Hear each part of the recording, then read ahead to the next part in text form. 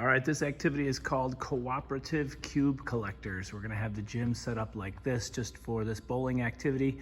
A bowler, a cube collector, a pin setter, and a ball returner. So we've got 4 different positions. We're gonna have a table that has all of the cubes on it here.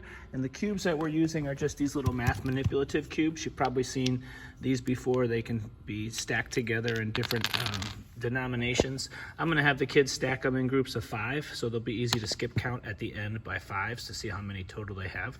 We're gonna be playing with 10 bowling pins. Our bowler will roll the ball from this end of the gym in an attempt to knock down as many as they can in one shot.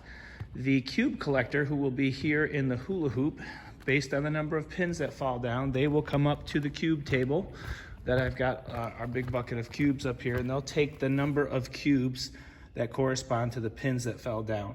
Then they'll bring them back. If they can make stacks of 5, they'll go ahead and put them in multiples of 5 into their hoop, and then they'll rotate to the next position. Now, we have a few other positions here in the game. Let me pull that up for you. So if we have any groups that have only 2 people, then they'll have 2 jobs. The bowler and cube collector will be done by 1 person, and the other job would be the pin setter and the ball returner. So they'll just take turns switching between those 2 options. If we have a group of 3, we're gonna have the bowler bowl and then go collect their own cubes. The pin setter will set up the pins, the ball returner will go become the bowler.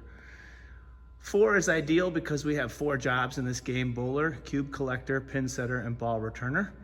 And in case I have any groups that can't make 4, I do have a couple classes larger than 24. I only have 6 lanes, so we have some 26, 27 students in a class. They'll have a few groups of 5, and we'll just have 2 pin setters, and they'll take 2 turns at the pins before they return the ball and go become the bowler.